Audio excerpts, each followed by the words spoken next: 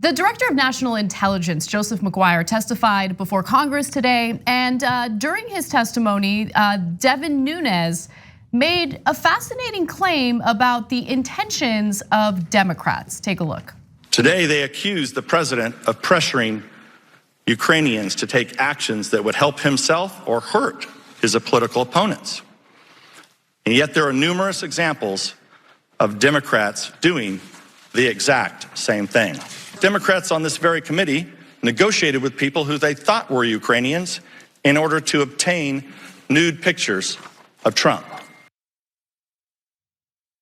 What? So I don't know why conservatives keep talking about Donald Trump's junk, right? It keeps coming up. That's true. Ben Shapiro famously brought it up, which we'll get to in just a second.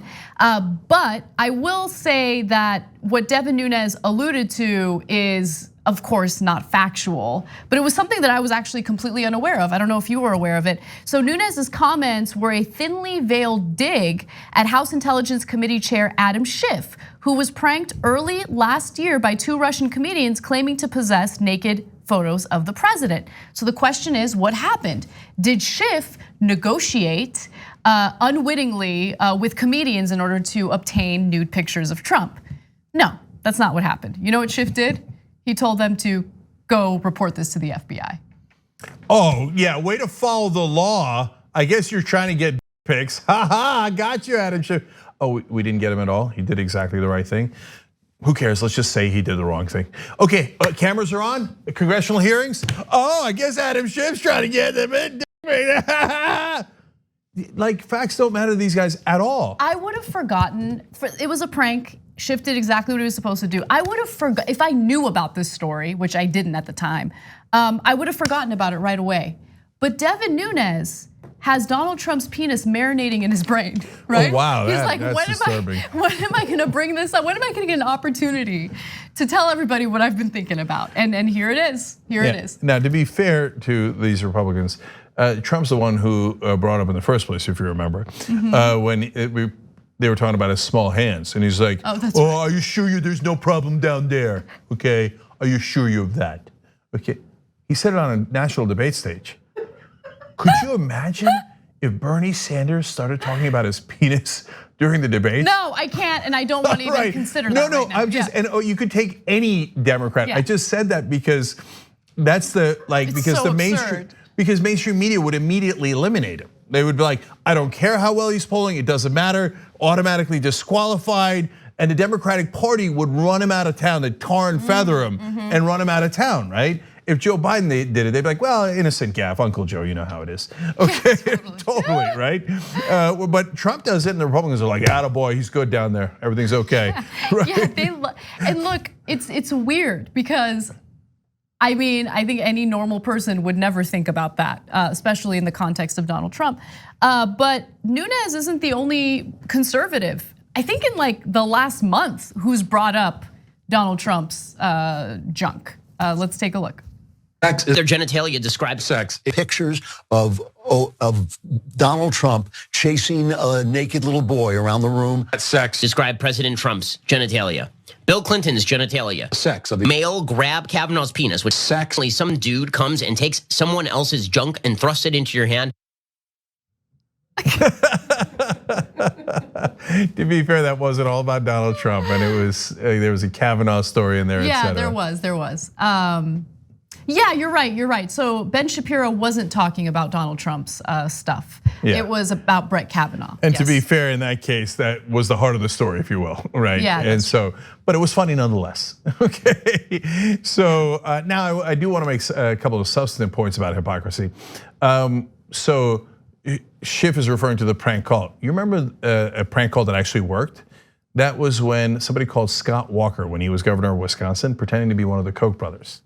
And they recorded it, and this was during the big strikes, and when when Walker was trying to take away collective bargaining from public workers, and so a guy called in pretending to be I forget if it was David or Charles Koch, and it totally worked. And Scott Walker, you should have heard him on the tapes. You can go back and watch our old videos. He's like, oh, yes, sir. What do you need, sir? Yeah. Well, I think you're right. I think that's what we should do.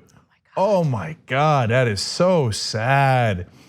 But it was, that prank call was not just funny, it was actually important. Because it gave you insight into how they secretly react to their donors. And that's why I told you they're errand boys, they're water boys, they're not leaders, they're followers. You get a call from a big donor, you're like, yes, sir. How can I obey your commands, sir, right?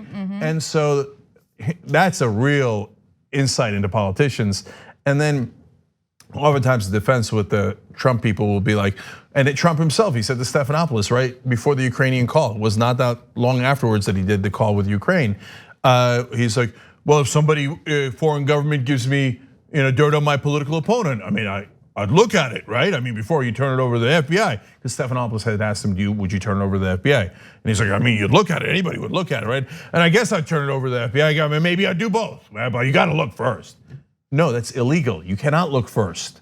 And he just can't get it through his head because he's never followed the law. He doesn't care about the law. He's never really paid like real consequences for it. Yeah, I mean, look, I can give you dozens of examples, but he would hire undocumented immigrants on a regular basis all the way through when he was president.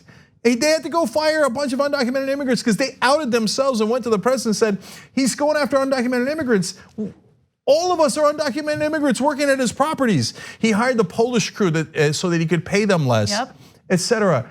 I mean, that's the tip of the iceberg of his criminality. But now, how's that actually a good way to handle it? When Al Gore was mailed George Bush's debate prep, now that is valuable intel because you can see what he's gonna say and you can plan your answers based on it. They refused to watch the tape and they handed it over to the FBI. That was not from a foreign government and they had no idea if it was properly or improperly obtained, but they didn't want to take any chances and they wanted to do the right thing legally and ethically.